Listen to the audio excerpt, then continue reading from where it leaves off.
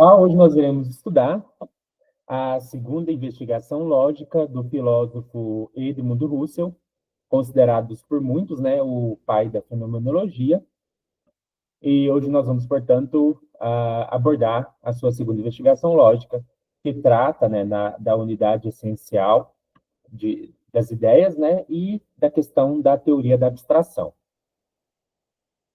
Agora que eu finalizei já a playlist de Ser e Tempo, né, os vídeos mais longos, eles se tornarão mensais. Então, mensalmente, uma vez por mês, eu estarei trazendo aqui no YouTube um vídeo mais longo para tratar de algum assunto um pouco mais complexo, que demande mais tempo. E o vídeo deste mês de setembro vai ser relativo à segunda investigação lógica de Edmundo Husserl. Eu já peço a você que deixe o seu like no vídeo, se inscreva no canal caso você ainda não seja inscrito, e ative o sininho, a fim de receber novas notificações. Para nosso estudo, eu vou estar usando de base um fichamento que eu fiz. Basicamente a partir dos trechos das investigações lógicas. Então, você coloca aqui, né? A ideia, é importante colocar que este resumo é apenas uma apresentação do texto original de forma compactada, sem paráfrases ou linhas críticas. A ideia é de que o texto permaneça do autor original. Portanto, trata-se mais de um fichamento. A gente vai estudar a partir desse fichamento que eu fiz. E aí eu vou explicando para vocês, com linguagem acessível, as segundas investigações lógicas. Para estudar isso, né, esse vídeo terá a introdução, depois nós vamos estudar na primeira parte os objetos universais e a consciência de universalidade, depois na segunda parte o substancializar psicológico do universal, depois na terceira parte a abstração e atenção, na quarta parte a abstração e representação, na quinta parte estudo fenomenológico sobre a teoria da abstração de David Hume, na sexta parte a separação de diferentes conceitos de abstração e de abstrato. Então serão 6 partes, e a gente vai abordar, né, o tema que o Husserl aborda em toda a segunda investigação lógica, a unidade ideal da espécie e as modernas teorias da abstração. Gostaria de lembrar, né, que já tem no canal um vídeo sobre a primeira investigação lógica, caso você deseje assisti-lo. Embora seja possível compreender esse vídeo sem aquele, mas caso você também queira aprofundar os seus estudos, vá na playlist de temas variados e lá você encontrará o vídeo sobre a primeira investigação lógica. Vamos começar pela introdução. Eu vou lendo e comentando, acredito que é melhor assim. Compreendemos na primeira investigação a significação como unidade ideal da espécie. Aqui é muito interessante, né? O Husserl já vai colocar qual foi a conclusão que ele teve sobre o que é o significado a partir da primeira investigação lógica. Percebe que ele está dizendo que o significado é uma unidade ideal da espécie. O que ele está pensando aqui? Ele está pensando numa teoria do significado dos chamados termos gerais. O que são termos gerais, né? São termos que se referem a diferentes particulares dentro de uma certa unidade. Então, por exemplo, né, se eu falo em cadeira, quando eu digo a palavra cadeira, a cadeira, ela se refere não a um objeto particular, mas se refere a todos os objetos que eu chamo de cadeira ou que aparecem para mim como cadeiras. Então, existem cadeiras de diferentes tipos, cores, tamanhos, formatos, materiais, mas eu posso falar, né, da cadeira de modo geral. E aí que está o significado dos termos gerais. Essa discussão, né, sobre o significado dos termos gerais é uma discussão que remonta à lógica da modernidade. E aqui a gente já vê em que sentido o Husserl está usando a noção de lógica. O que acontece, né? Quem que começou a usar essas noções de lógica, né? É a tradição empirista, especialmente se a gente pega aqui o Locke, se a gente pega o Hume, se a gente pega o Berkeley. O que é lógica nesse contexto? Lógica é uma investigação sobre a mente. Então, por lógica, nós estamos falando de uma investigação sobre a estrutura da mente, sobre os atos psicológicos, sobre a mente humana. É nesse sentido que Husserl vai adotar o termo lógica, mas com uma diferença dos empiristas, porque o Husserl vai propor uma investigação sobre a mente que não é empírica. Isso já remonta ao Kant, né? Kant, quando ele escreve a Crítica da Razão Pura, ele está fazendo a lógica nesse sentido, porque ele está investigando a mente humana, que a gente chama de Gehirmut, né?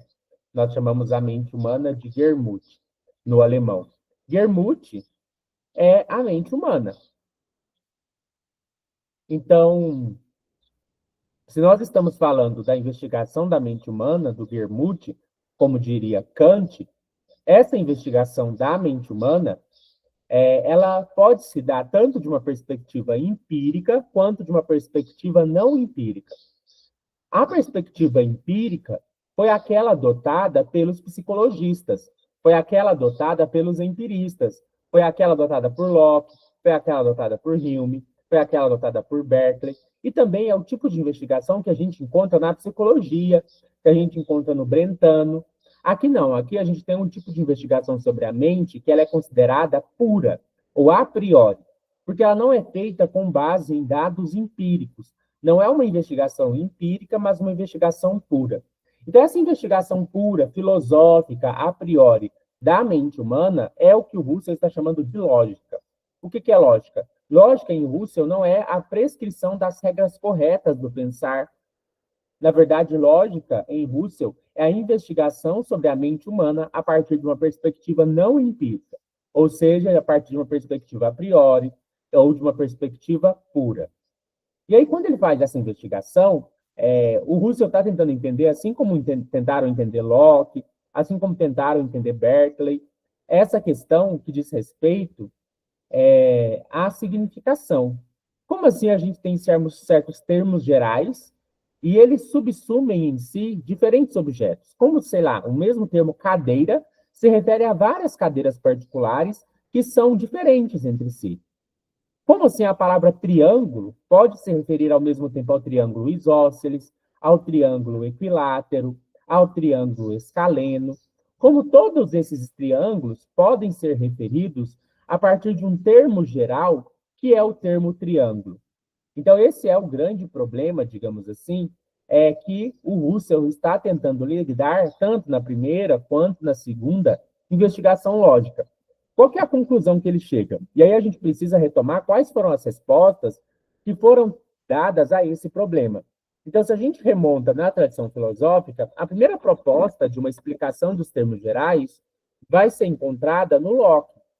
O que o Locke vai falar? Né? Que existe uma espécie de... Os termos gerais, eles se referem não a entes individuais, mas a uma ideia abstrata. E aí surge a chamada teoria da ideia abstrata.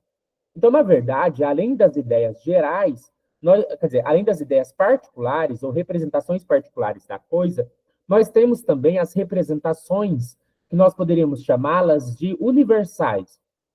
Por exemplo, né? Se eu pego árvores, vamos pegar o exemplo do triângulo. Existe o triângulo escaleno, existe o triângulo equilátero, existe o triângulo isósceles, mas existe a ideia geral de triângulo, que vai incluir todos os tipos de triângulo, ou que vai poder se referir a todos os tipos de triângulo, que é a ideia de que o triângulo é uma figura de 3 lados retilíneos fechada. Essa ideia do triângulo como uma figura fechada de 3 lados retilíneos é a ideia geral de triângulo. E quando a gente usa a palavra triângulo, portanto, ela é um signo que substitui ou que representa essa ideia. Então, na verdade, o Locke pensava que as palavras elas funcionam como signos de ideias espirituais.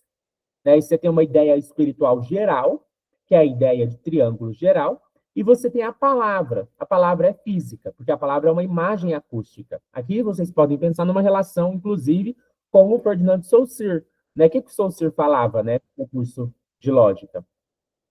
O Saussure, né, ele falava que um signo ele possui dois aspectos, um aspecto espiritual e um aspecto material. O aspecto material é a imagem acústica, é o significante, é a palavra, é o som, é a escrita, é a tinta no papel. Enquanto a parte espiritual é a ideia, o significado. Então, o Locke, ele entendia que essa ideia que está por trás do signo geral, ou do termo geral, é uma ideia geral, que aí ele vai denominar de ideia abstrata. E como que se forma essa ideia abstrata? Basta a gente purificar o objeto particular de suas características não essenciais e manter somente aquelas que são específicas. Isso que é abstração. Abstração é separar o joio do trigo. Então, quando eu pego a ideia de triângulo, e aí eu pego um triângulo isósceles, vamos supor que eu pego um triângulo isósceles amarelo grande. Olha, ser amarelo não é essencial a ser triângulo. Ser isósceles não é essencial a ser triângulo. Ser grande não é essencial a ser triângulo. Então, todas essas coisas eu peneiro e deixo de fora. Então, a cor do triângulo, o tamanho do triângulo, se ele é com todos os lados iguais ou não. ou só dois iguais e um diferente. E aí eu vou ter, depois que eu purifico a ideia de triângulo desses elementos particulares, eu vou ter a ideia geral de triângulo. E a ideia geral de triângulo vai incluir somente aquelas coisas que fazem parte da essência do que é ser um triângulo. Então, vai incluir que o triângulo é uma figura de três lados retilíneos fechada. Só que aí, que é o pulo do gato, né? Depois, o Locke não deixou muito claro o que seria uma ideia. Ele não fez uma análise mais aprofundada do que exatamente é uma ideia. E por ele não fazer essa análise aprofundada do que exatamente é uma ideia, isso gerou confusão. Por que gerou confusão? Porque os empiristas, eles estão pensando que uma ideia ela é constituída por notas empíricas. Olha que interessante. Os empiristas acreditam que uma ideia é constituída por notas empíricas. Pegue, por exemplo, a teoria do Hume. Como que começa a teoria do Hume? Como que a abstração se dá? A partir de impressões particulares. Então, toda ideia ela é constituída por uma combinação complexa, pelo menos as ideias complexas, de impressões particulares ou de impressões empíricas. Essas impressões, elas também podem ser denominadas como notas. Por que notas? De onde surge essa palavra notas? Né? Já era usada na escolástica? Por exemplo, vou pegar aqui meu celular. Meu celular, vocês podem ver, ele pelo menos a capinha dele é roxa. Então, quando eu olho para o celular, eu noto que ele tem uma capinha roxa. Então, essa característica do objeto, que é notada por mim, o roxo, eu represento ela. O roxo representado é o que eu chamo de nota, porque é algo que eu noto no objeto. Então, as notas, elas vêm das impressões, dos sentidos. No caso da nota roxa do meu celular, ela vem da impressão visual. Eu vejo o roxo e, portanto, eu noto o roxo e, portanto, faz parte da representação imagética do meu celular a nota empírica roxo. Mas se uma ideia é constituída por notas empíricas, quando eu tenho uma ideia geral, eu poderia falar quais são as notas empíricas dessa ideia geral. E se são notas empíricas, eu tenho uma imagem. Então, a ideia, ela carrega consigo uma imagem. A ideia, na verdade, é uma imagem. É uma espécie de representação ou de imagem da coisa. Só que aí surge um problema. Né? Aí o Berkeley vai ser muito sagaz, porque ele vai olhar para o Locke e falar assim, não, mas aí então não tem ideia geral. Então não tem ideia abstrata, de fato. Por que não pode ter ideia abstrata? Ora, porque não existe essa imagem do objeto geral. Peguem, por exemplo, o triângulo de novo, o exemplo do triângulo. Eu posso ter uma imagem de um triângulo isósceles. Eu posso ter uma imagem de um triângulo equilátero. Eu posso ter uma imagem de um triângulo escaleno. Mas posso eu ter uma imagem de um triângulo em geral? Posso eu ter uma imagem de um triângulo que não é nem isósceles, nem escaleno, nem equilátero? Posso eu construir uma imagem de um triângulo que é, ao mesmo tempo, isósceles, equilátero e escaleno? Não, eu não posso.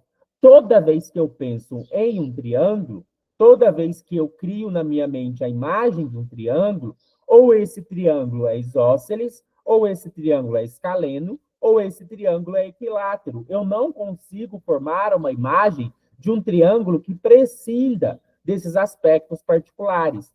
E isso que eu acabei de dizer, e que o Berkeley observa, não se aplica somente ao triângulo, se aplica a qualquer coisa. Tente criar na sua mente a imagem da cadeira em geral. Eu te garanto, você não irá conseguir.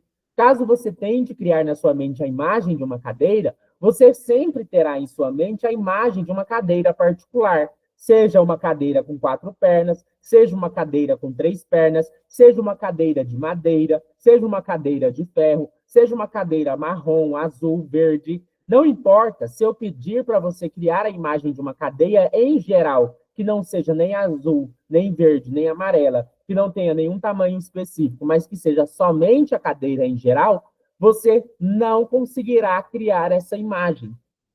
É por isso que Berkeley vai falar, tem alguma coisa errada na teoria do Locke. Se o Locke estiver certo, então não existem, de fato, ideias abstratas, porque não é possível termos imagens abstratas. E aí que o Hume, por exemplo, vai dizer, de fato, não existe ideias abstratas no sentido lockeano. No entanto, talvez nós podemos falar que a ideia geral ela é dada a partir de uma imagem representativa de um conjunto de coisas. Então, por exemplo, naturalmente, quando as pessoas são requisitadas a pensar numa ideia geral, o que elas geralmente pensam é naquilo que elas têm mais familiaridade. Então, é natural, por exemplo, que se eu peço para você imaginar uma casa, você imagina a casa que você mora. Se eu peço a você imaginar uma cadeira, você imagina a cadeira da sala de aula onde você estuda. Se eu peço a você imaginar uma árvore, você provavelmente imaginará uma árvore que você tenha familiaridade. O Hume dizia que essas imagens elas funcionavam como representativas dos termos gerais. E os termos gerais, então, se referiam a um conjunto de ideias que se assemelham por associação a essa ideia geral. Ou seja, quando eu uso a palavra cadeira, eu me refiro a tudo que diz respeito à imagem de cadeira que eu construo na minha mente e as cadeiras semelhantes, associadas por semelhança a essa imagem de cadeira.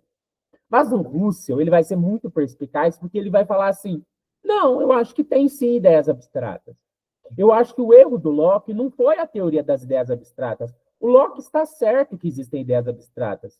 O erro do Locke foi não distinguir com clareza ideia de imagem.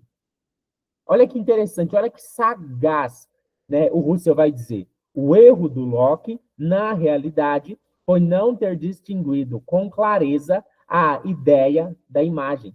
Faltou ao Locke não rever a sua teoria das ideias abstratas, não abandonar a sua teoria das ideias abstratas, mas construir uma teoria sobre a natureza das ideias abstratas.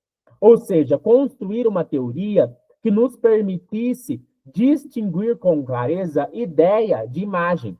E aqui que é um passo além do empirismo. Porque a ideia para o Russell, ela não é empírica.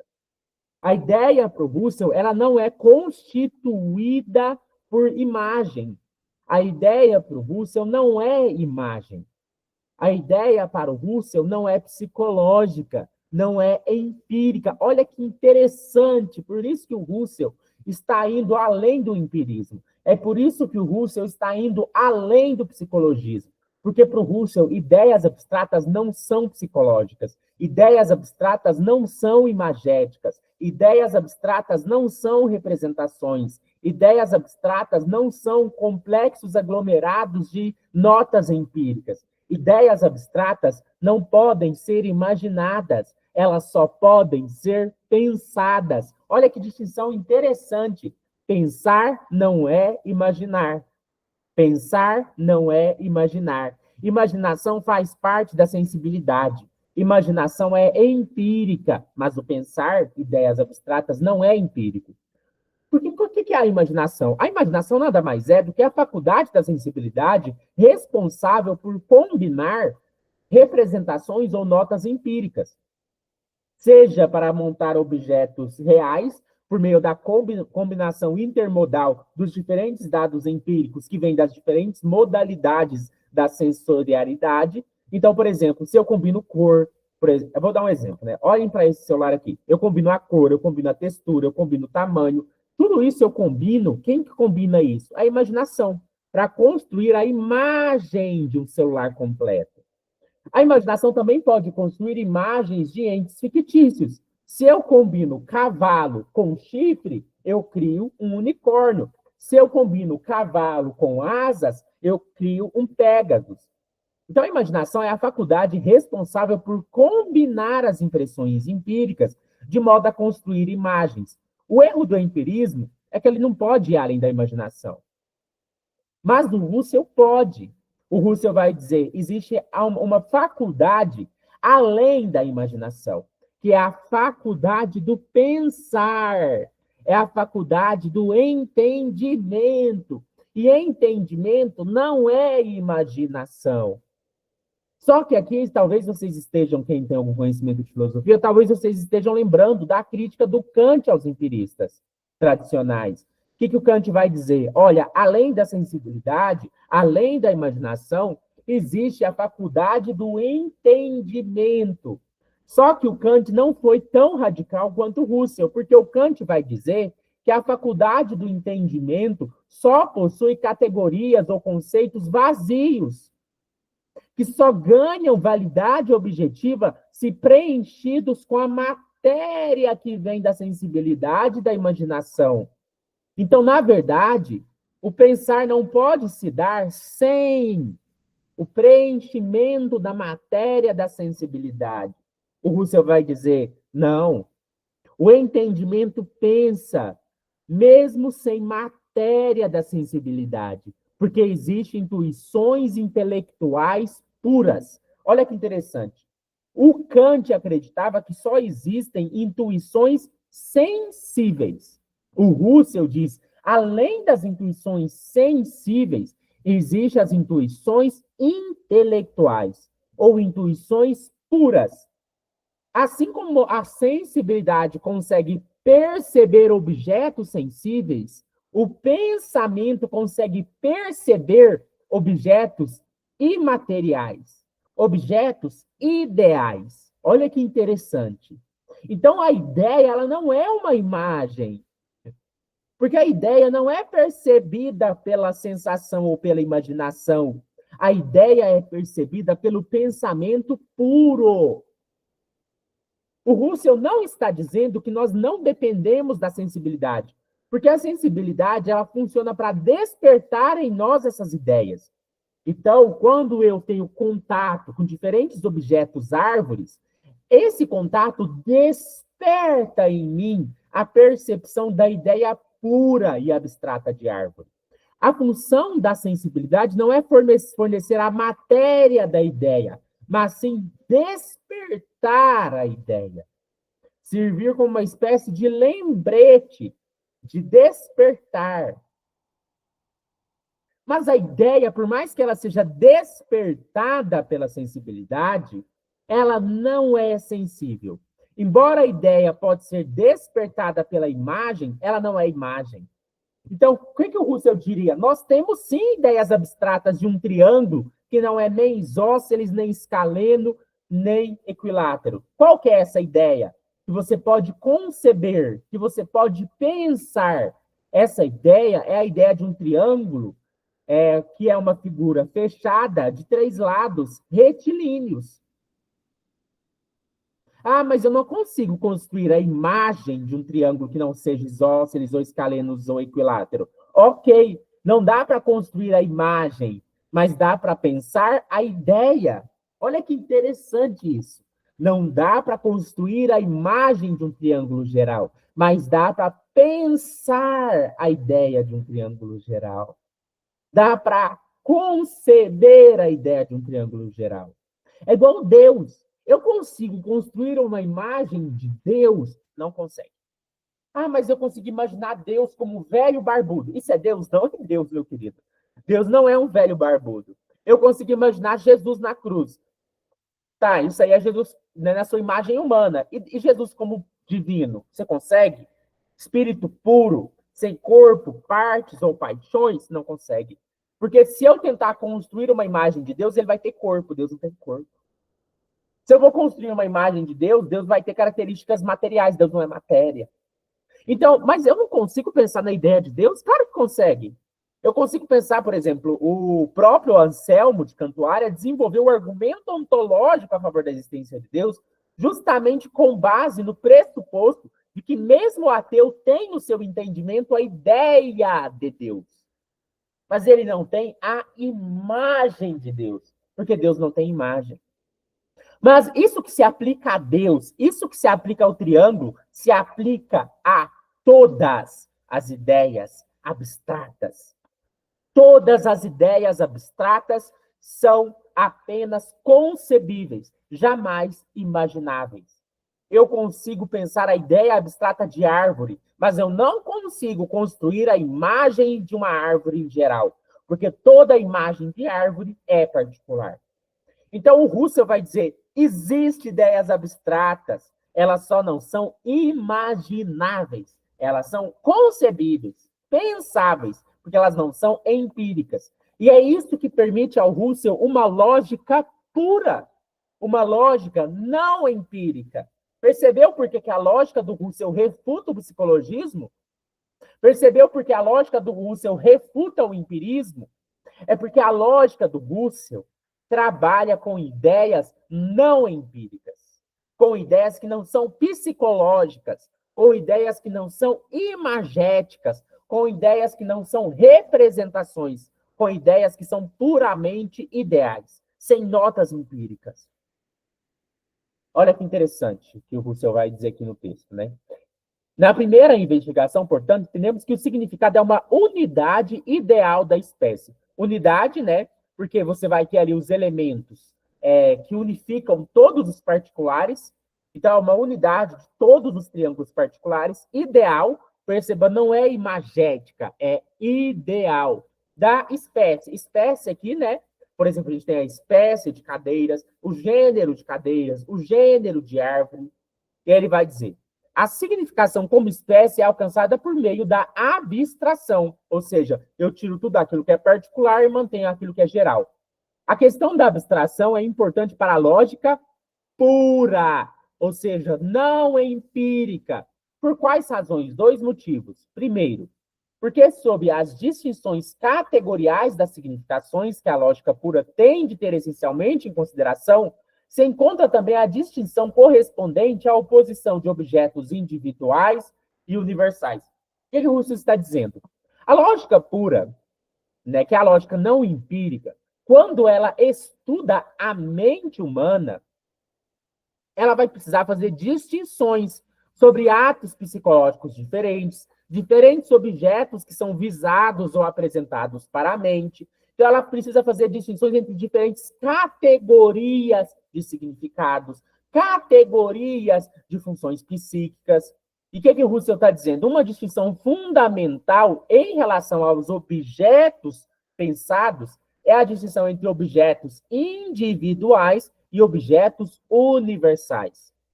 O que é um objeto individual? Esta cadeira, este celular, este anel. E o que é um objeto universal? A ideia universal de cadeira, a ideia universal e geral de celular, a ideia universal e geral de árvore. Então, para a lógica pura, a abstração é fundamental para a gente entender essa distinção entre objeto individual e objeto universal. Qual que é o segundo motivo pelo qual a teoria da abstração é fundamental para a lógica pura? Russell diz: porque as significações em geral, comunidades de espécie, configuram o domínio da lógica pura. Olha que interessante que o Russell está dizendo. O domínio da lógica pura são as ideias abstratas. Por quê? Agora ficou claro. Se a lógica empírica tem como domínio as imagens, a lógica empírica do Russell, vamos chamar de lógica empirista. A lógica empirista do Russell, não, do Locke, do Berkeley, do Hume. A lógica empirista do Locke, do Berkeley, do Hume tem como domínio as imagens. As imagens. No entanto, a lógica pura tem como domínio as ideias. Essa distinção é importante porque, na verdade, é como se o que o Locke, o Berkeley e o Hume chamaram de ideias, na verdade, eles deveriam ter chamado de imagens ou de representações. Esse que é o ponto. Os empiristas usam a palavra ideia no sentido que não é muito apropriado, porque eles não têm uma lógica pura. O Hume chama de ideia o que, na verdade, ele deveria chamar de imagem. O Locke chama de ideia o que, na verdade, ele deveria chamar de imagem. O Berkeley chama de ideia o que, na verdade, ele deveria chamar de imagem. Depois vem o Kant e vai chamar de representação. Mas, para o Kant, as representações ainda precisam ter a matéria empírica. No Russell, as ideias, pelo menos as ideias abstratas, elas são de um domínio que não é empírico, não é sensível. E é por isso que o Russell está numa tradição que não é a mesma do Berkeley, do Hume, do Locke, nem mesmo do Kant. Porque está na tradição, mas, na verdade, ele está indo além dessas posições. Porque ele está dizendo, existe um domínio da lógica pura que vai trabalhar com as espécies, as ideias abstratas. Isso, inclusive, é diferente do Kant, porque o Kant também acreditava numa lógica pura. A diferença é que, para o Kant, A lógica pura lida com categorias que são vazias se não forem preenchidas por material empírico. O Kant, na Crítica da Razão Pura, ele vai estudar, por exemplo, as categorias do entendimento. Mas essas categorias, elas são vazias se não forem preenchidas por intuições sensíveis. No Husserl, não. No Husserl, os conceitos puros do entendimento não são vazios. Olha que legal. Então, grave isso. No Husserl, os conceitos puros do entendimento não são vazios. Essa é uma diferença fundamental com Kant. Em Husserl, os conceitos puros do entendimento não são vazios. Por que não são vazios? Porque eles têm o preenchimento que vem da intuição pura. Não existe intuição pura no Kant. Para o Husserl, a gente tem uma percepção que é só do intelecto, que é só do entendimento, que é a intuição eidética. O que é a intuição eidética? É a percepção das essências, é a percepção das ideias. Essências são ideias. Então, a gente consegue perceber ideias só com entendimento. Com isso, de novo eu repito, Husserl não está dizendo que a sensibilidade não tenha nenhuma função. A sensibilidade tem a função de despertar essa percepção. É como se quando eu vejo uma árvore particular, ela desperta na minha mente a percepção da árvore geral. Mas a percepção da árvore geral é só do intelecto. É uma intuição do intelecto. É por isso que agora é possível uma lógica verdadeiramente pura. Mais pura do que a do Kant. Porque aqui a gente tem intuição das ideias puras. Aí o Husserl vai dizer: aqui se deve defender o direito próprio dos objetos específicos ideais ante os objetos individuais reais. Então, o que o Husserl está dizendo? Existem objetos que a gente percebe só com a mente, só com o intelecto. Assim como tem o objeto celular físico, que eu percebo com os olhos, existe o objeto celular geral, que eu percebo com os olhos não físicos, mas com os olhos da mente, com os olhos do intelecto. Então, existem objetos que eu percebo com os olhos do intelecto, para usar uma metáfora. E é isso que o Husserl vai chamar de idealismo transcendental. Quando o Husserl usa a palavra idealismo, ele não está usando no sentido metafísico. Grave isso. O idealismo do Husserl é apenas epistemológico. Por que não é metafísico o idealismo do Husserl? Porque o Husserl trabalha com uma coisa que nós chamamos de suspensão fenomenológica. O que é a suspensão fenomenológica? Significa colocar entre parênteses qualquer tese metafísica sobre a natureza do mundo, se o mundo existe ou não existe, se o mundo é físico ou espiritual, se o mundo externo é real ou não. Então, o idealismo metafísico não existe no Husserl. Por que não existe? Porque o Husserl suspende qualquer discussão metafísica a partir do método fenomenológico, que inclui a eporré ou epoqué. Tudo que sobra para o Husserl é um idealismo epistemológico. O idealismo epistemológico, ou que diz respeito ao conhecimento, é a posição segundo a qual nós conhecemos ideias puras. Então, o que é idealismo do Husserl? Idealismo do Husserl não é uma tese metafísica. Idealismo do Husserl é uma tese epistemológica, segundo a qual nós conhecemos ideias puras.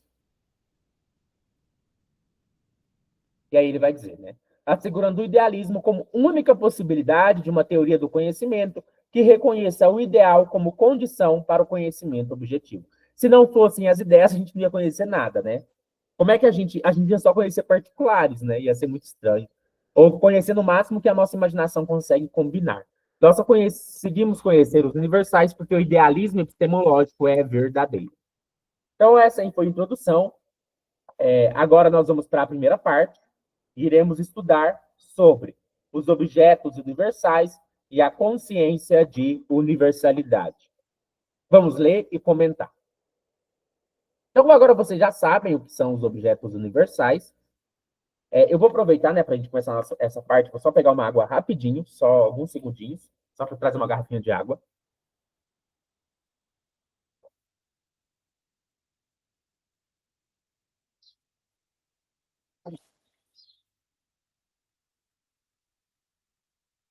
Aqui está. E agora nós vamos para a primeira parte, onde nós iremos estudar sobre os objetos universais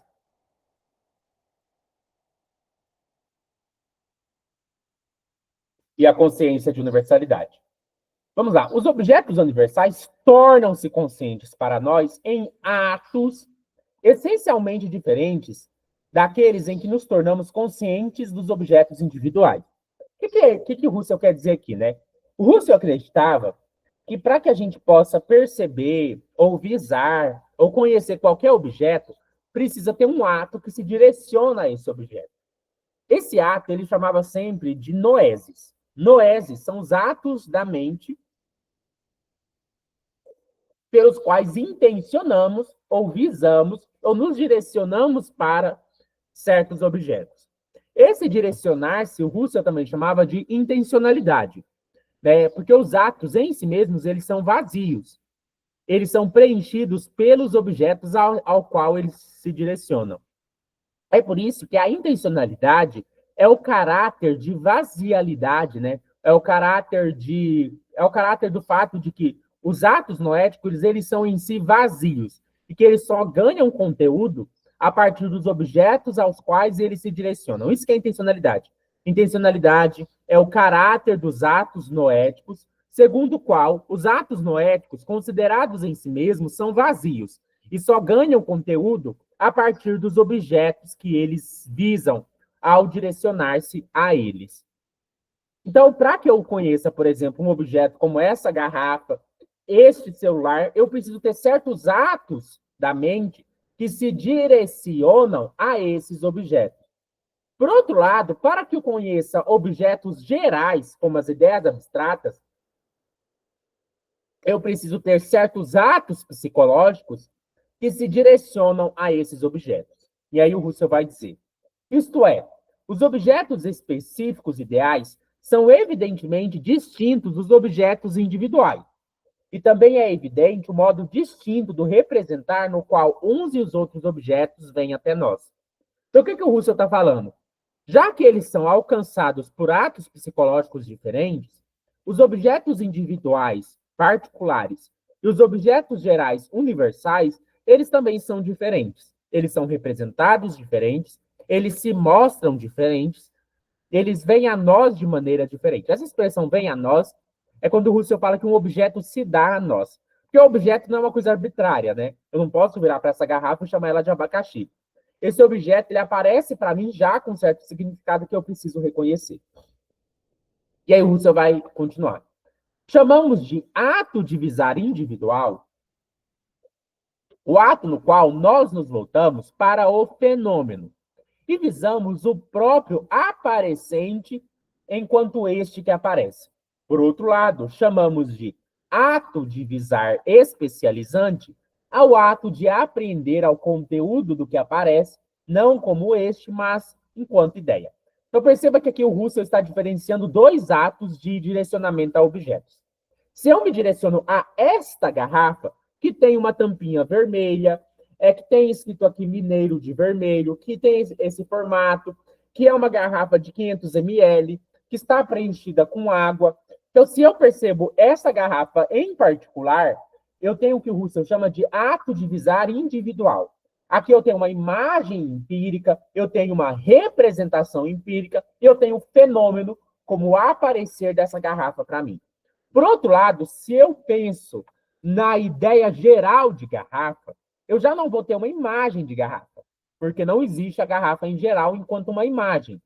Eu vou ter, na verdade, uma percepção de uma ideia abstrata da qual não posso construir nenhuma imagem.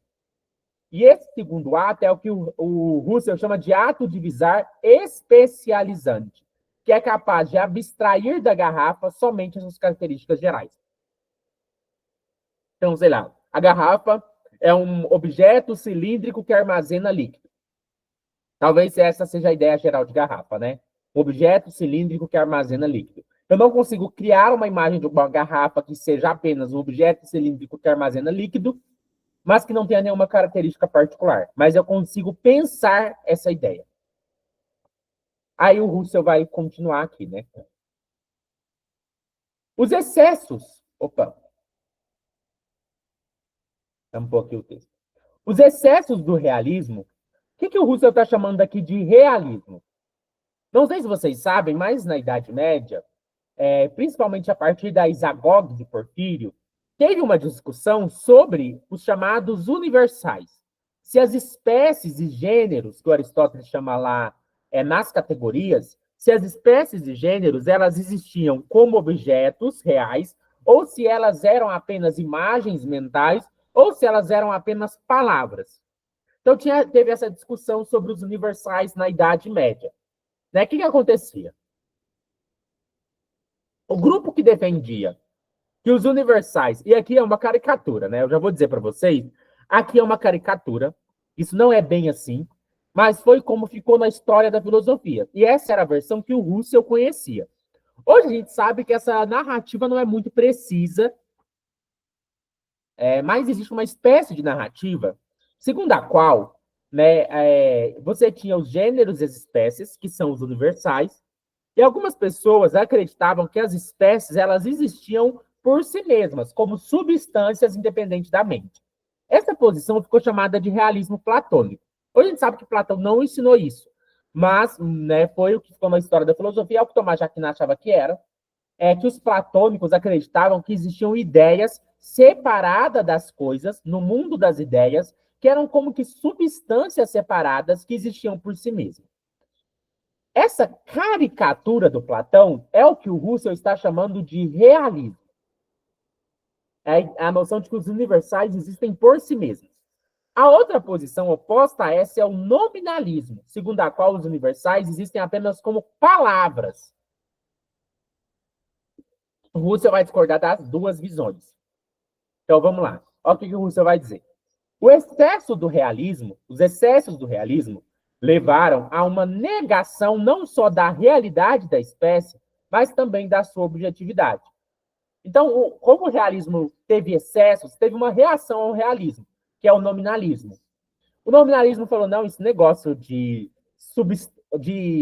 universais seriam substâncias que existem por si mesmas no mundo das ideias, isso é muito estranho, isso não faz sentido.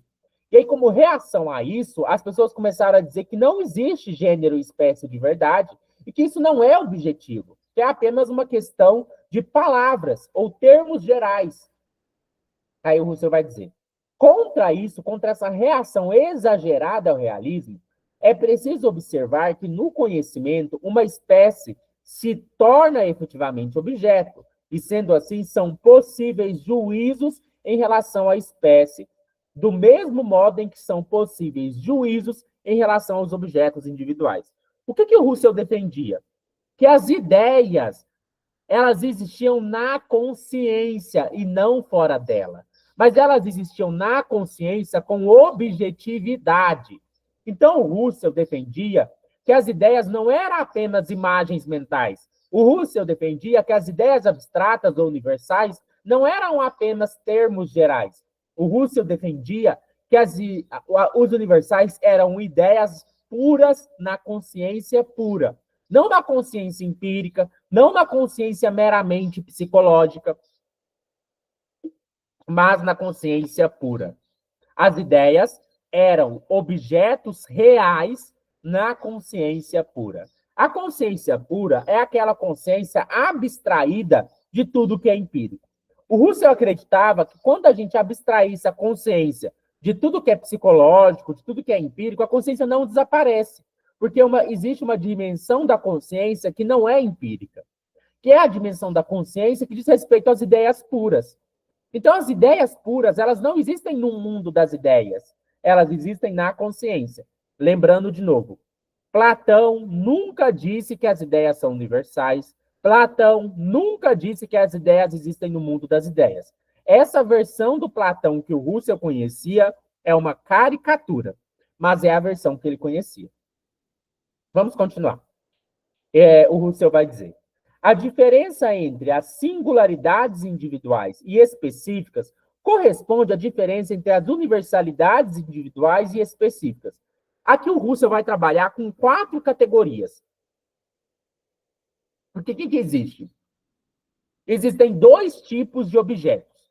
os objetos individuais, existem os objetos específicos ou abstratos. Vamos pensar aqui um pouco. O que é um objeto individual? Um objeto individual é esta garrafa, este celular, este anel. Um objeto específico é o gênero de todas as garrafas. Só que o que acontece, né? Existem certos objetos, tanto os objetos específicos como os objetos individuais, podem ser pensados de maneira universal ou de maneira singular. Olha que interessante. Os objetos, mesmo específicos e mesmo individuais, podem ser pensados tanto singularmente quanto universalmente. Então, vamos entender um pouquinho melhor isso. E aí, o Russell vai permitir 4 categorias de juízos baseadas em se nós estamos pensando os objetos de maneira singular ou de maneira universal. Então, vamos começar, eu vou falar primeiro, dos chamados objetos individuais, como esta garrafa, este homem, esta mesa. Se a gente pensa, vamos pegar um objeto, aqui tem um objeto individual. Eu posso pensar esse objeto individual singularmente, ou seja, eu penso na garrafa particular. Mas eu também posso pensar nesse objeto singular de maneira universal. Como? Pensando no que nele é essencial, ser garrafa. Ou na sua cor, melhor dizendo, o vermelho.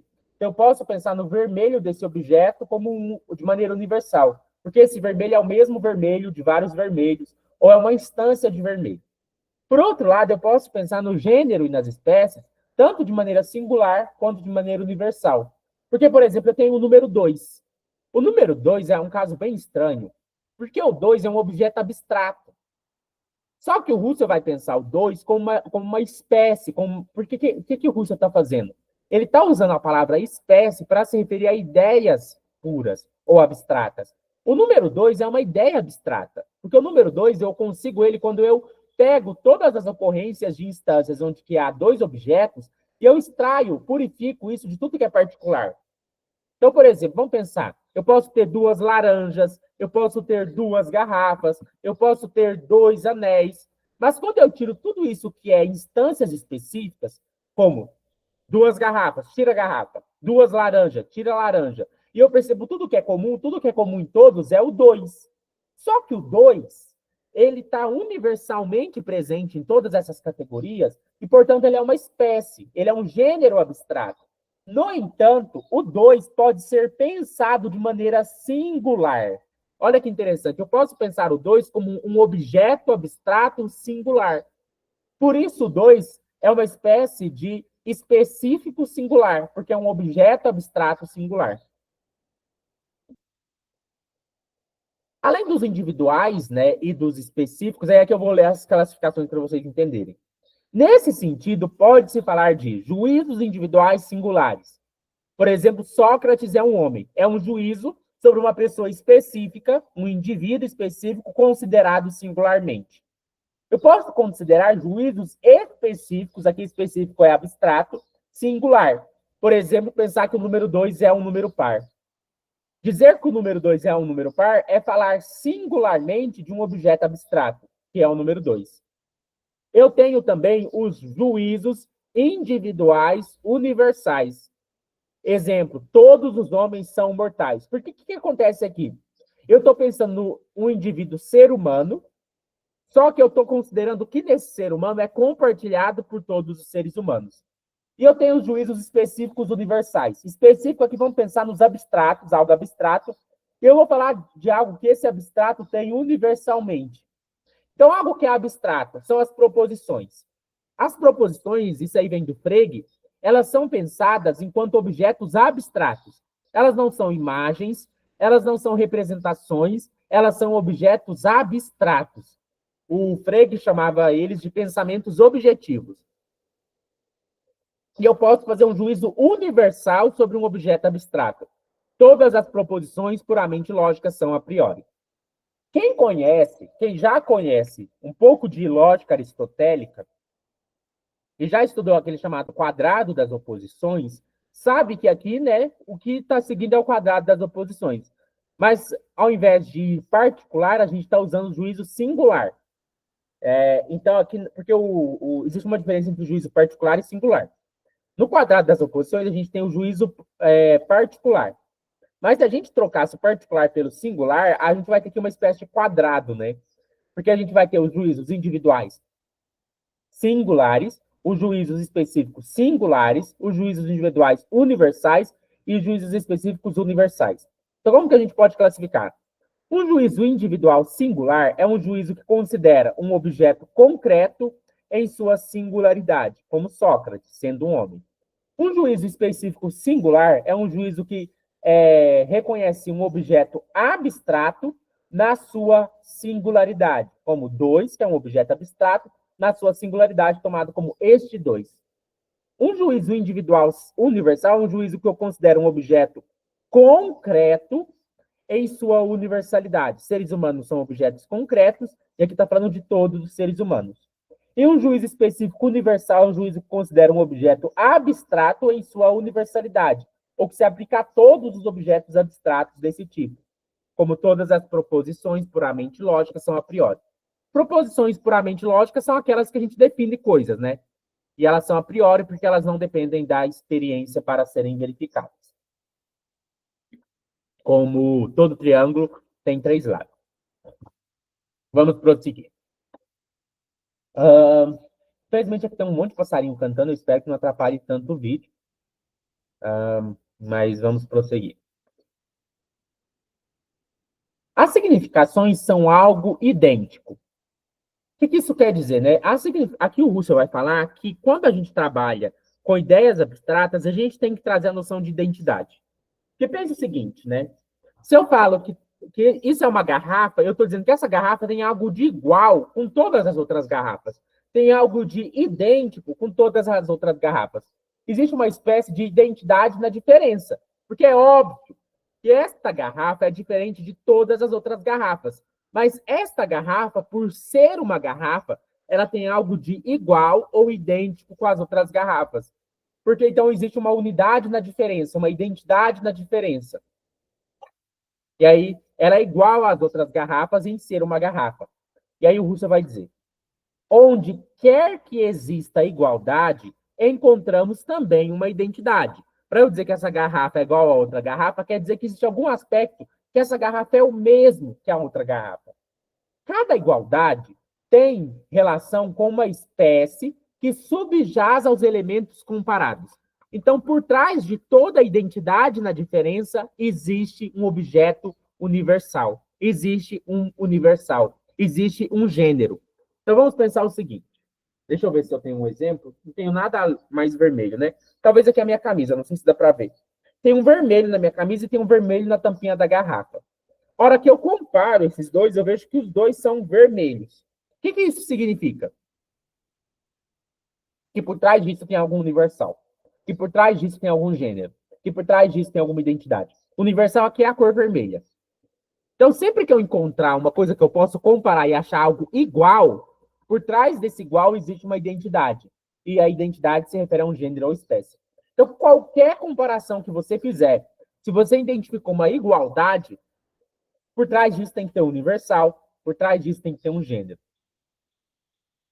Considerando isso, é possível falar da intenção em 2 sentidos distintos. O que é intenção? Os medievais, os escolásticos, eles usavam intenção como sinônimo de conhecimento. Porque conhecer é intencionar um objeto, é se voltar para um objeto. Então, intenção é conhecer. Intenção é conhecer. Intenção é me voltar para algo para conhecê-lo. É isso que é intenção. Intenção consiste no ato de se voltar para algo para conhecer esse algo. E aí o Russell vai falar que em relação à questão da identidade e igualdade, há 2 formas de intenção ou 2 formas de conhecimento. Primeiro, nós temos a intenção unificante e nós temos a intenção ideal. Vamos ver o que é a intenção unificante. A intenção quando apreendemos unificadamente um grupo de objetos em uma unidade intuitiva, ou quando reconhecemos de uma só vez a igualdade enquanto tal, ou também quando, em atos singulares de comparação, reconhecemos a igualdade de um determinado objeto com os objetos do grupo. Então, o que o Russell está dizendo, né? Primeiro, a gente vai ter uma intenção comparativa. Então, de novo, quando eu comparo essa tampinha vermelha com o vermelho da minha camisa, eu percebo que eles têm uma igualdade, eles têm uma unidade.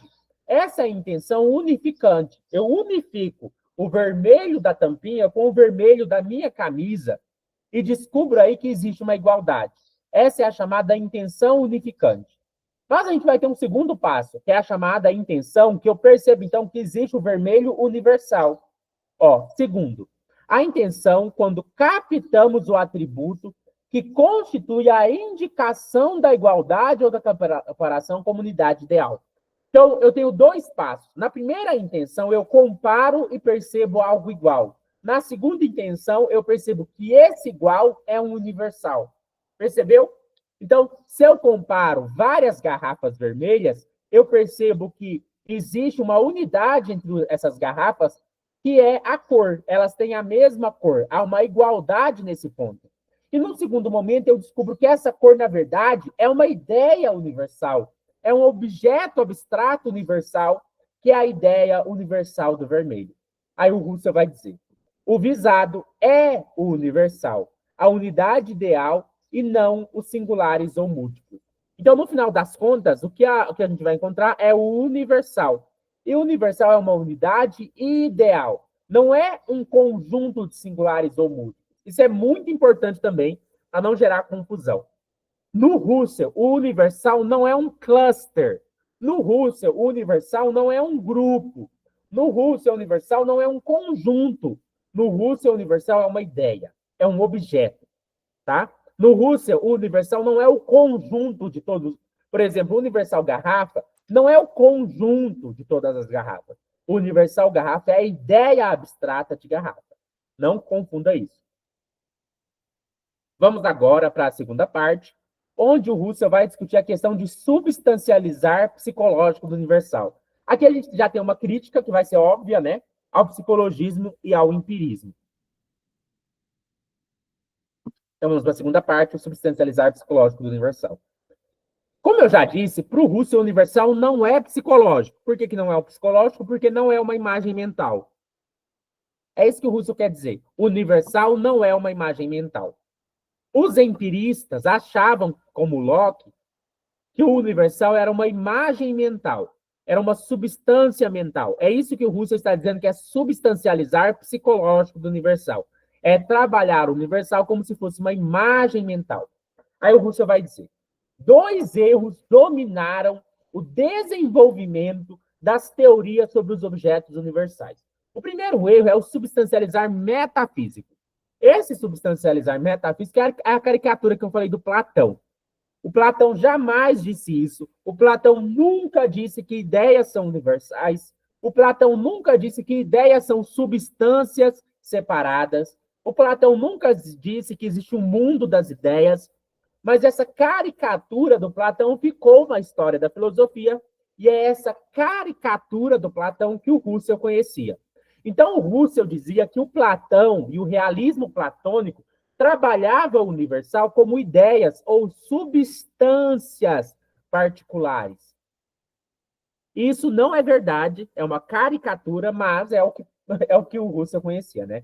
Então, esse erro da caricatura platônica, o Russell chama de substancializar metafísico do universal, que consiste na aceitação da existência real de espécies fora do pensamento, que subjaz o realismo platônico. Então, se você pensa a ideia como uma substância que existe fora da mente, no mundo das ideias, isso é o realismo platônico. O Russell rejeita isso, porque para o Russell as ideias universais existem na consciência. Segundo, e aí a crítica agora, o substancializar psicológico, a crítica aos empiristas, a aceitação de uma existência real de espécies no pensamento que teve que o Russell está dizendo aqui, né? A aceitação da existência real que é como imagem mental ou representação de espécies no pensamento, que é o pensamento imagético, que teve um efeito histórico particular na filosofia de Locke. Então, dois extremos. Pensar os universais como imagens mentais ou pensar os universais como ideias no mundo das ideias fora da mente. Essas duas tendências o Russell critica, porque para o Russell, ideias não são substâncias mentais, ideias não são substâncias fora da mente. Ideias são objetos abstratos na consciência. Ideias não são objetos mentais, nem objetos externos à consciência. Ideias são objetos abstratos na consciência. Ele vai dizer: o defeito fundamental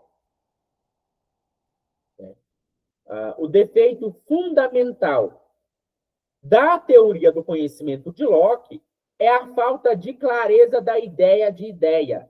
Então, qual foi o erro de Locke? O erro de Locke não foi defender que existem ideias abstratas. O erro do Locke foi não clarificar uma ontologia sobre o que significa ideia. Faltou ao Locke uma teoria do que é ideia. Se o Locke tivesse desenvolvido melhor uma teoria do que é a ideia, ele ia perceber que a ideia não é uma imagem mental. Isso é bem legal, né? Porque significa que a gente tem uma ideia da ideia. Né? O que é a ideia da ideia? É o objeto abstrato ideia, que define para a gente o que é uma ideia. E uma ideia, a essência do que é uma ideia, não é ser uma coisa mental. Ideias não são psicológicas. Ideias não são psicológicas. Esse foi o erro do Locke. O que leva a consequências absurdas, como a ideia de que existe uma ideia de triângulo que é ao mesmo tempo isósceles, equilátero e escaleno, como se fosse uma imagem mental. Não tem. Aí a esses dois erros liga-se um terceiro, o nominalismo. Muitas pessoas classificam o Locke, o Hume, o Berkeley como nominalistas. E eles são. Só que o Russell distinguiu o nominalismo simples do nominalismo moderno. O que é o nominalismo simples? O nominalismo simples é a noção de que termos gerais são só palavras, são só sons, são só verbos. E o nominalismo conceitualista, ou nominalismo psicológico, é um nominalismo que surge lá com o Pedro Abelardo, de que, na verdade, são imagens mentais ou conceitos na mente que são os universais. Então, na verdade, o Locke adota uma espécie de conceitualismo. A ideia de que, na verdade, os universais são imagens mentais. Nem sei se dá para falar que é conceitualismo, né? Porque talvez desse para distinguir conceito de imagem. Mas aqui o Russell, quando ele fala nominalismo, ele está se referindo àquele nominalismo mais simples. De que, na verdade, os termos gerais são só sons, ou só palavras, que acredita poder transformar o universal relativamente ao objeto e ao ato de pensar em particular. Para os nominalistas, só existem os particulares. Só que aí a gente pega uma palavra, um som, uma imagem acústica e coloca dentro dessa palavra todos os objetos. Aí sim, o nominalista vai pensar nos universais como categorias que são até arbitrárias, poderia ser diferente. Então, eu olho para várias árvores, comparo, acho elas semelhantes, coloco elas dentro de uma mesma classificação e chamo aquilo de árvore. Então, na verdade, para o nominalista, os universais é uma espécie de taxonomia arbitrária da realidade. Eu poderia classificar diferente. Então, na verdade, é porque eu acho esse objeto parecido com esse, que eu coloco eles dentro de uma categoria e dou um som para ele, uma palavra para ele. O Russell rejeitava o nominalismo, porque ele acredita que, de fato, as coisas são realmente diferentes. Que, de fato, as coisas pertencem a certo gênero ou espécie, e não de modo meramente arbitrário, ou baseado em simples semelhanças notadas. E aí o Russell vai continuar criticando um pouco dos nominalistas na terceira parte. Nós vamos começar agora. Na terceira parte, o Russell vai discutir a abstração e a atenção. O que o Russell está querendo discutir aqui? A teoria segundo a qual é o fato de que nós damos certas atenções a certas notas que fazem surgir os universais, que é a posição nominalista. que isso quer dizer? Por que nós chamamos árvores de árvore? Por que a gente dá um mesmo termo para vários objetos particulares distintos? Porque para os nominalistas só existem os objetos singulares. O fato da gente pegar vários objetos e colocar eles dentro de uma mesma classe, que é a de árvore, é baseada não em algo da realidade, mas em uma classificação que a gente faz. E essa classificação é baseada em selecionar certas características parecidas. E como que a gente seleciona certas características parecidas? Dando mais atenção a umas do que às outras. Então, quando eu pego a árvore, algumas árvores, elas têm o tronco alto, o tronco menor. Algumas árvores dão frutos, outras não. Eu vou tirar a atenção disso e vou dar atenção só o que é parecido. Então, o que é parecido? Todas têm folha. Todas têm caule. E isso que é parecido vai fazer com que eu coloque na mesma classificação todos esses objetos que eu chamo de árvore. Eu poderia classificar diferente se eu desse atenção a outras características. Né? Eu não sei, já viu uma brincadeira que fazem com crianças, que é recortar vários objetos com cores diferentes e pedir para elas classificarem em grupos. É interessante que algumas crianças classificam as figuras geométricas com base na figura. Elas colocam triângulos de um lado, círculos de outros, quadrados de outro, enquanto outras crianças classificam com base na cor. Então, elas colocam de um lado tudo que é vermelho, tudo que é azul, tudo que é verde. Então, são duas maneiras diferentes de classificar. Então, pega um dia e faça esse teste, né? Um dia que você quiser dar uma aula sobre abstração para os seus alunos, talvez eles sejam mais novos e você queira fazer uma dinâmica, divida a sala em grupos, recorte vários objetos diferentes e peça para os alunos classificar esses objetos em grupos. Alguns vão classificar com base na cor, outros com base no tamanho, outros com base no tipo de figura geométrica, com base naquilo que eles dão mais atenção. Então, os universais, para os nominalistas, surgem assim. A gente classifica com base no que dá mais atenção. Só que a gente poderia classificar diferente se a gente desse mais atenção a outras coisas. Então, essa é a teoria da abstração com base na atenção. E que o Russell, obviamente, critica. Vamos ler aqui, né? Algumas teorias nominalistas consideram a abstração como uma mera realização da atenção. Segundo essas teorias, não existem nem representações universais, nem objetos universais. No entanto, enquanto representamos intuitivamente os elementos concretos individuais, podemos voltar uma atenção exclusiva para as diversas partes e lados do objeto. A nota eu já expliquei o que é, né? É a representação de uma característica. Então, se você representa com mais atenção a cor, ou se você representa com mais atenção a figura geométrica, ou se você representa com mais atenção o tamanho. Isso é a nota característica, que em e por si mesma não pode ser nem efetiva nem representada. O que isso quer dizer? Não é a nota que por si mesma vai determinar qual classificação eu vou adotar. É a minha intuição, é a minha percepção do que mais me chama a atenção. Torna-se objeto de interesse exclusivo e, com isso, prescinde todas as notas características ligadas a ela. Então, eu dou atenção só a uma característica específica e ignoro as demais. É assim que se compreende a si mesmo ao abstrair tanto em sentido positivo quanto negativo. Por que tem um abstrair em sentido positivo e negativo? Porque tem coisas que eu removo, tem coisas que eu permaneço. O que eu permaneço é o sentido positivo, o que eu removo é o sentido negativo.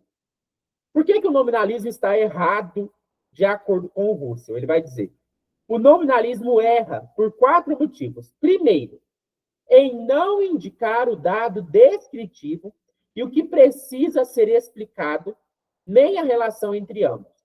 Então, o nominalismo não explica por que a gente é capaz de, inclusive, perceber semelhanças. Olha que interessante, mas mesmo que eu classifique, não tem que já ter uma coisa semelhante para eu identificar? Se eu falo, por exemplo, que eu vou classificar os objetos com base na forma geométrica, é porque já existe a forma geométrica. Se eu vou classificar os objetos com base na cor, é porque já existe a cor como algo universal.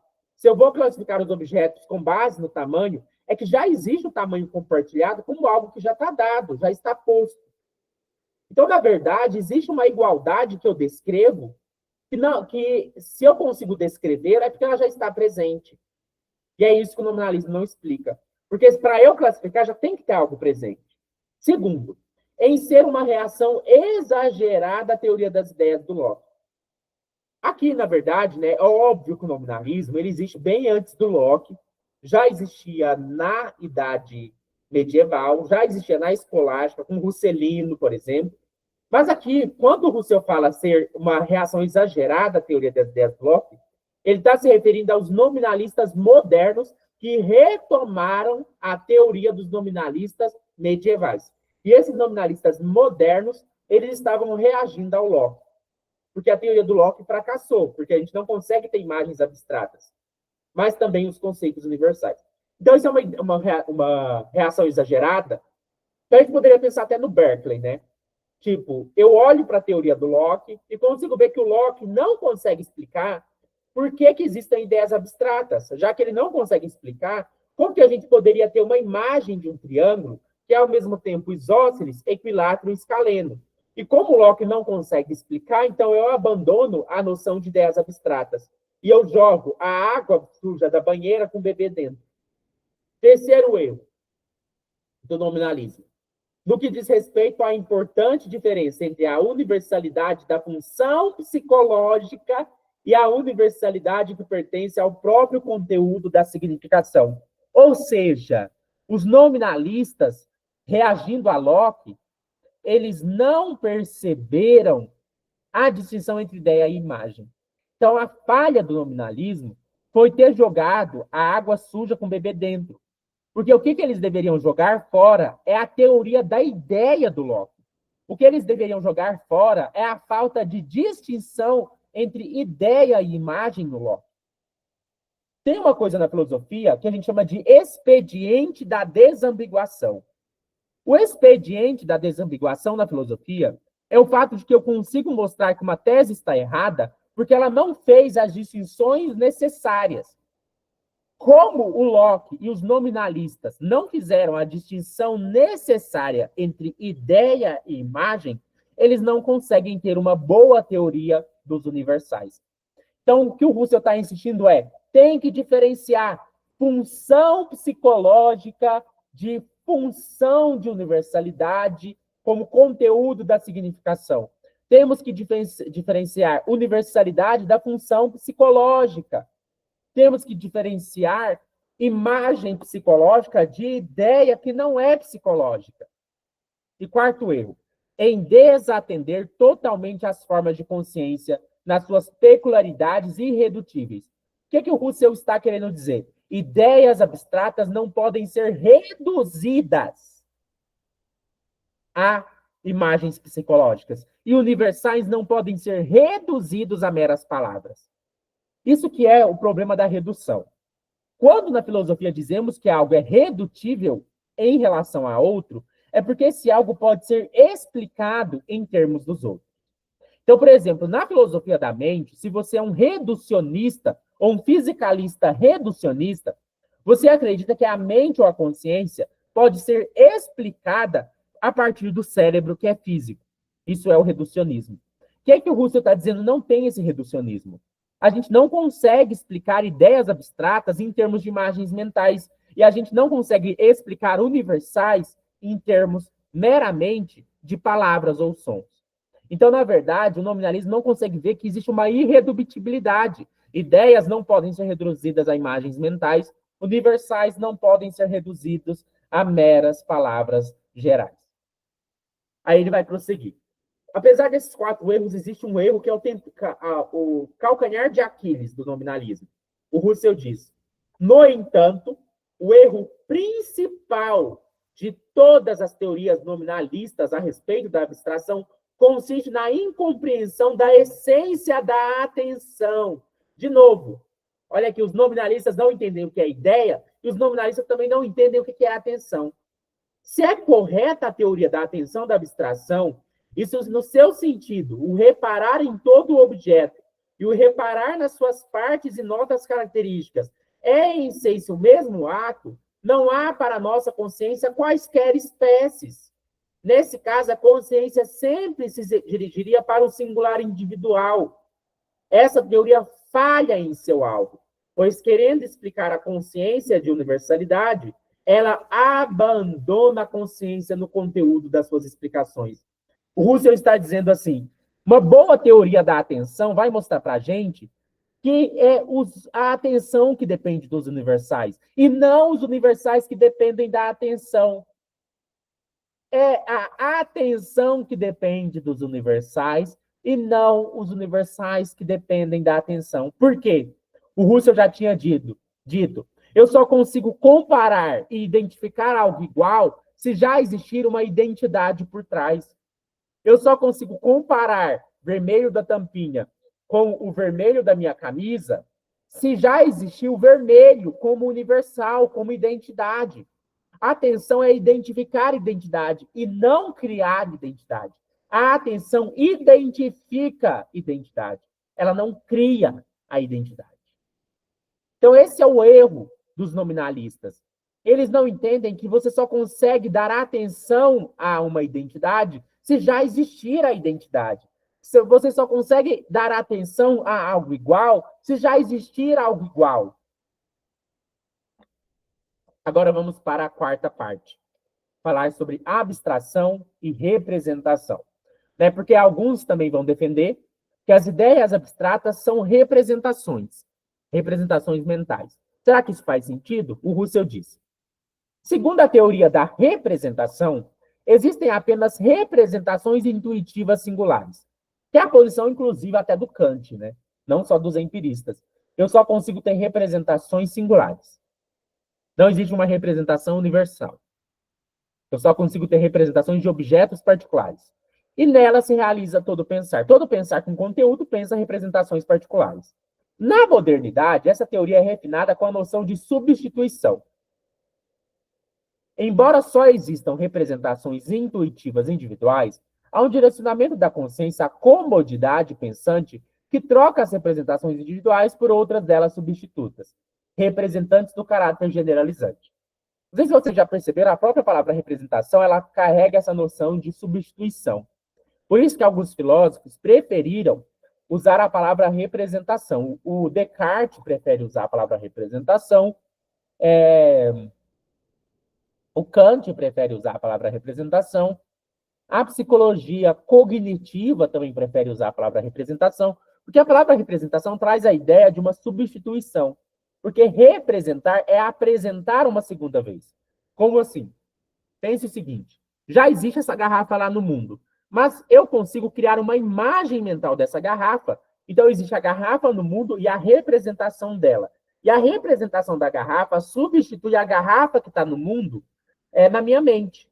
Então, é essa a função da representação. Ela fica na minha mente no lugar de outra coisa. Só que, além de ter as representações, a gente pode ter uma outra representação, que é uma representação da representação. Essa segunda representação de segunda ordem, que é a representação da representação, é a representação geral. Então, o que acontece? Primeiro eu tenho a garrafa no mundo. Depois eu tenho a representação da garrafa, que substitui a garrafa na minha mente. E depois eu tenho uma representação da representação, que é a representação dessa garrafa, só que nos seus aspectos universais. Por que essa teoria está errada? O erro dessa teoria resulta do fato, os erros dessa teoria resultam do fato de ela se deter quase exclusivamente no singular intuído, enquanto nada a fazer com os caracteres de ato. Continuamente procura quaisquer singularidades sensíveis, enquanto não considera os atos de pensamento como aquilo que elas apresentam de modo puramente fenomenológico. Então, como eu só consigo representar o que é particular, eu só consigo representar o vermelho particular, eu só consigo representar a garrafa particular, mas daí eu pego várias representações de garrafa, crio uma representação geral com as características particulares. O Russell acreditava, né, como já ficou bem claro, que as ideias abstratas elas não são constituídas por notas empíricas. Que as ideias abstratas elas não são imagináveis. E, portanto, elas não são representáveis a partir dos singulares. Elas têm de necessariamente ir além dos singulares. Porque, senão, né, a gente não conseguiria ter os universais. Então, a teoria das representações, ela ignora o fato de que os atos de pensamento que apreendem os universais, eles vão além dos singulares e das características empíricas. Agora vamos para a última parte, né, que o Russell vai fazer um breve estudo fenomenológico da teoria da abstração do Hume. Ah, não é a última parte, não. Depois eu falta mais uma depois dessa. Então vamos acelerar um pouquinho, né, para não ficar tão grande o vídeo. Um estudo fenomenológico sobre a teoria da abstração do Hume. O que o Hume fazia? O que eu falei, né? O Hume, o que ele acreditava? Para o Hume, ideia é imagem. Acaba que é isso. Mesmo que o Hume não vai dizer assim, porque ele vai usar ideia para incluir imagens da imaginação, da memória. Mas no sentido do Russell, as ideias do Hume ainda são imagens, porque elas são coleções de impressões. Elas ainda estão no nível da impressão. Então, como ideias são imagens, o Hume não consegue ir além para pensar ideias puras, que não sejam empíricas. No Hume não tem ideias que não sejam empíricas. Então, mas o Hume, ele conhecia o problema da teoria do Locke, né? Porque, como eu disse, obviamente, no Locke não tem como ter a imagem abstrata, a ideia abstrata. Então, o que o Hume falava? Não, o que existe é a ideia representativa de uma classe ou de um conjunto. Então, vamos lá. Eu tenho a garrafa. Aí eu coloco a garrafa dentro de uma classe, que é a classe das garrafas. E aí eu pego uma garrafa dessa classe, e essa garrafa se torna representativa da classe. E as demais garrafas, eu associo a essa garrafa por hábito e semelhança. Como eu tenho o hábito de reparar que essa garrafa é parecida com outros objetos cilíndricos que armazenam líquido, eu associo essa imagem de garrafa ou ideia de garrafa com outras ideias semelhantes. E eu coloco todas elas no mesmo conjunto. Essa é a teoria da abstração do Hume. Vamos ler. A teoria da abstração de David Hume defende que a representação individual se generaliza quando um nome geral se liga a ela, e através do que? Hábito. Liga-se a outras representações individuais, estabelecendo uma relação associativa. É importante considerar a teoria do Hume sobre a distinção de razão, isto é, a distinção entre nossos conceitos, a qual não corresponde uma distinção real. Na verdade, então, para o Hume, a distinção entre universais ela não é real, ela é de razão. Isso aqui vem lá dos escolásticos. Os escolásticos distinguiam diferentes tipos de distinção. Mas se a gente pega a distinção mais clássica, a gente tem dois grandes tipos de distinção. A distinção real, que é do lado da coisa, e a distinção de razão, que é do lado do pensamento. Então, por exemplo, se eu, Sankey, sou distinto de você que está me assistindo, nós somos diferentes. Mas nós somos diferentes realmente. No mundo nós somos diferentes. Não é só no pensamento. Eu sou uma pessoa, você é outra pessoa. Isso a gente chama de distinção real. Mas existe o que a gente chama de distinção de razão. Por exemplo, a distinção entre Bruno e Sankey. Não sei se vocês sabem, né? Bruno e Sankey são a mesma pessoa. Eu sou o Bruno e eu também sou o Sankey, que é meu apelido. Bruno é o meu nome, Sankey é meu apelido. A distinção entre Bruno e Sankey é uma distinção de razão. Porque, na realidade, a gente é a mesma pessoa. É só na mente que eu consigo diferenciar Sankey, que é meu apelido, e Bruno, que é o meu nome.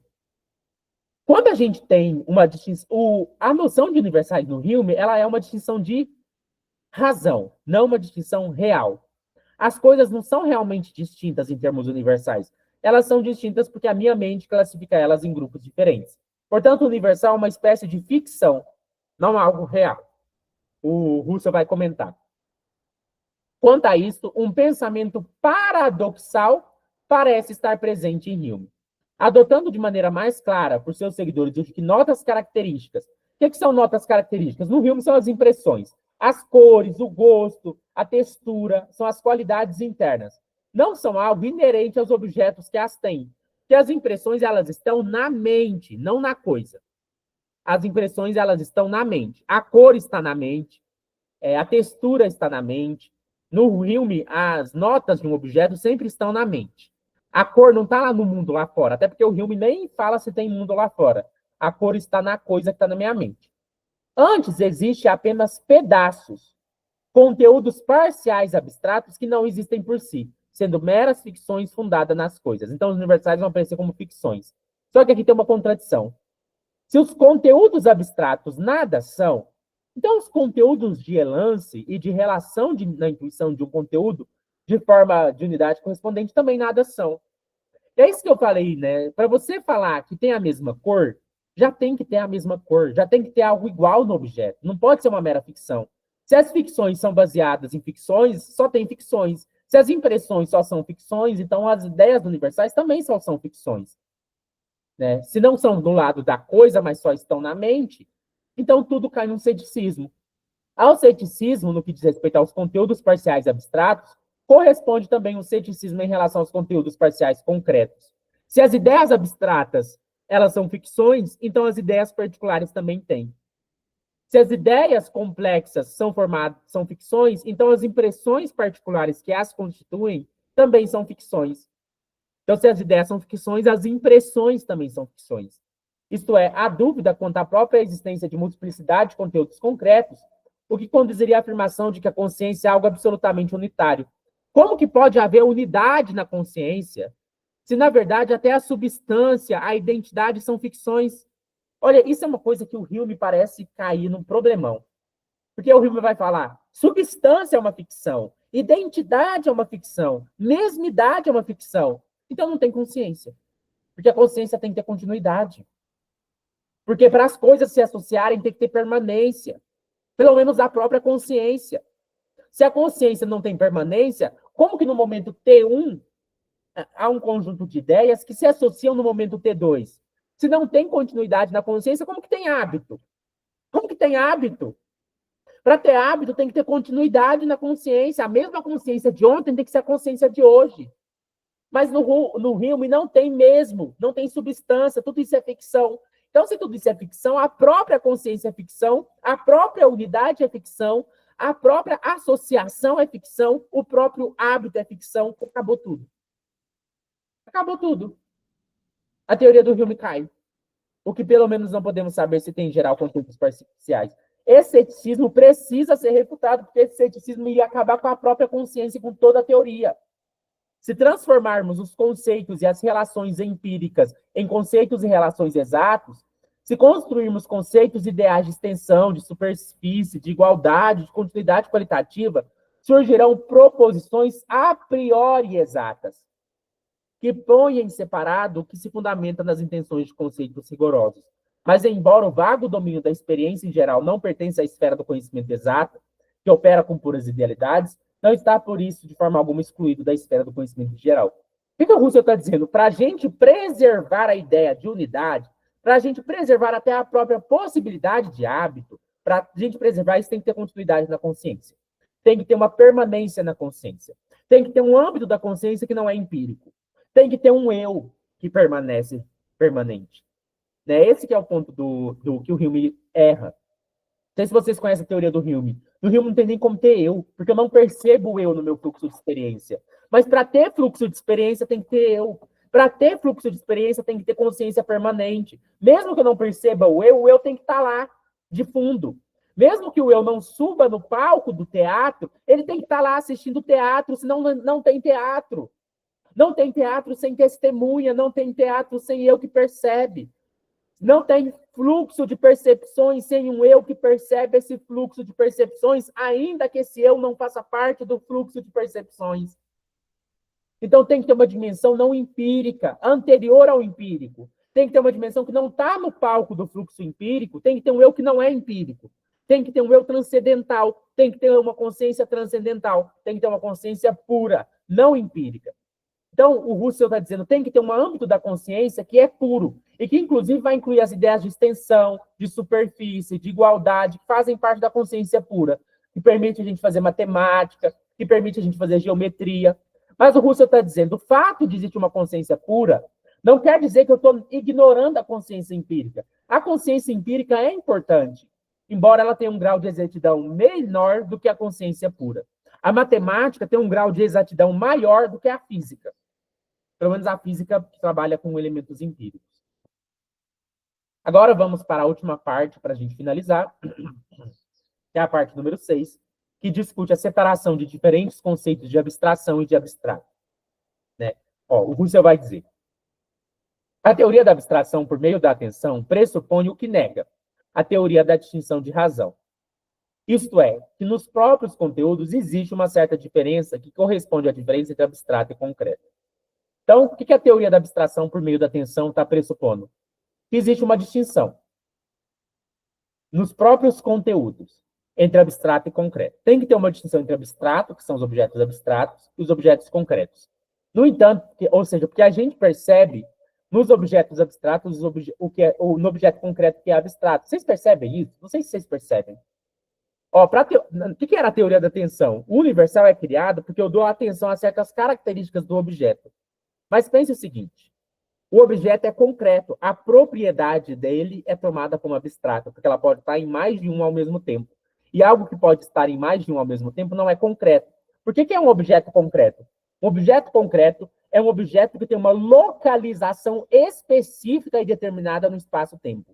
Por outro lado, se eu digo que o vermelho está tanto na minha camisa quanto na garrafa, então esse vermelho não tem uma localização específica. Ele pode estar em vários lugares ao mesmo tempo. E isso é objeto abstrato. Então, na verdade, a teoria da abstração tem que recorrer a uma distinção entre objeto abstrato e objeto concreto. No entanto, a teoria da abstração enfrenta uma confusão entre abstração e abstrato. A abstração não é o mesmo que abstrato, de modo que é preciso estabelecer algumas distinções. No que diz respeito aos conteúdos, olha que interessante. A abstração é um ato. Abstrato é um conteúdo. Essa que vai ser a diferença que o Russell vai estabelecer, que é muito importante. A abstração é um ato psicológico. Abstrato é um conteúdo. E aqui vai ser muito importante, porque isso vai fazer com que a gente não confunda a ideia com o que é psicológico. O que é psicológico é o ato de abstração. Mas a ideia, ela é abstrata. Ela não é psicológica. Vamos ler mais para a gente entender isso melhor. Ó, no que diz respeito aos conteúdos, são os conteúdos que são abstratos. Podemos dizer, conteúdos abstratos são conteúdos dependentes e conteúdos concretos são conteúdos independentes. Pelo menos na maneira como a gente experiencia eles. Né? Porque os conteúdos concretos, eles são dependentes de uma percepção sensível, trocando, peraí. Os conteúdos concretos, eles são independentes das nossas percepções. Pelo menos do jeito que a gente pensa eles. A garrafa, ela existe por si mesma no mundo. Né? Nesse sentido que é independente. Aqui o Russell está falando da experiência fenomenológica. Ele não está dizendo que necessariamente existe uma garrafa lá fora no mundo. Ele só está dizendo que a gente experimenta a garrafa particular como se ela fosse algo independente de nós. Já os conteúdos abstratos, eles são dependentes de nós. Né? O universal, a ideia de garrafa universal só existe enquanto ela é pensada. Enquanto eu não estou nessa garrafa, ela não existe. Mas a ideia abstrata, ela existe só na medida em que ela é pensada ou concebida. Segundo, o devido conceito de abstração significa ato. Essa é a diferença fundamental. Abstrato é conteúdo, abstração é ato. Qual que é o ato da abstração? É o ato por meio do qual um conteúdo abstrato é distinguido. Terceiro, a abstração é uma vivência descritiva própria, na qual ocorre o realce do conteúdo abstrato a partir do fundo concreto. Então, vamos de novo. Já viram aquela coisa lá da Gestalt, de figura em fundo? O que tem lá na Gestalt, né? Algumas coisas precisam ir para frente, para a figura, e outras para o fundo. O que vai para frente na atenção que abstrai? O abstrato. O que vai para trás, o concreto. O que é o concreto? Esta garrafa particular. O que é abstrato? Esse vermelho que a garrafa compartilha com várias coisas. Então, o vermelho, que é o abstrato, vai para frente, e a garrafa, que é o concreto, vai para trás, no sentido daquilo que a gente dá mais atenção. Quarto, a diferença entre o concreto e o abstrato não está na natureza do conteúdo, mas no modo de ser dado. Chama-se de abstrato um conteúdo, na medida em que é abstraído, e concreto na medida em que não é. Então, a diferença entre um objeto abstrato e concreto é uma diferença que diz respeito na maneira como isso é dado. Não é no conteúdo, porque ambos são conteúdo. O objeto abstrato é um conteúdo e o objeto concreto é um conteúdo. Só que o objeto abstrato, ele é dado na medida em que ele é abstraído. Já o objeto concreto é na medida em que ele é dado sem abstração, considerado todas as suas características particulares.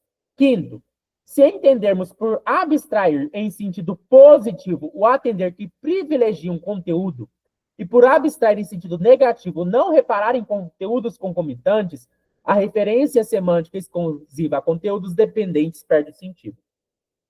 Eu já falei dessa distinção, né, que o Russell vai fazer aqui, entre abstração em sentido positivo, abstração em sentido negativo. Abstração em sentido positivo é aquilo que eu mantenho. Abstração em sentido negativo é aquilo que eu tiro. Então, quando eu falo da abstração em sentido positivo, eu estou mantendo o vermelho. E negativo, eu estou tirando as características particulares. né, as características específicas. E aí se eu tiro, né, aí sobra o fato de que, na verdade, né, os conteúdos abstratos, eles vão depender dos conteúdos concretos. E por isso a distinção entre dependente e independente vai perdendo sentido. E como eu disse, essa distinção que o Russell fez entre dependente e independente é mais a nossa experiência com as coisas. Na verdade, tudo é dependente da consciência no final das contas. Aí o Russell vai dizer, quanto ao conceito de espécie, o que é a espécie? É o gênero compartilhado, é a ideia universal. A espécie é universal. O que a gente pode entender por espécie? Primeiro, entendemos por conceito as significações dos nomes. O que são nomes? São os termos gerais. E as significações são os conceitos. Os nomes podem ser concretos. Aqui vai ser importante, né? Existem nomes que são gerais, existem nomes que são particulares. É melhor dizer assim. Por exemplo, Sankey é um nome particular. Ser humano é um nome geral. Então, os nomes podem ser concretos, quando eles nomeiam indivíduos, como Sankey, ou abstratos, quando nomeiam atributos, como vermelho. Por trás dessa distinção gramatical, há uma distinção lógica. Então, o Russell está dizendo, a distinção não é meramente de palavras, como no nominalismo. É uma distinção de razão, que acontece na nossa razão, entre as significações nominais dirigidas aos atributos, das significações nominais dirigidas aos objetos. Existem nomes que se referem a atributos, vermelho, ou ser humano. Lembrando que... Por que que acontece, né? Quando eu falo ser humano, eu estou me referindo a um nome que é um atributo de vários indivíduos que compartilham a natureza humana.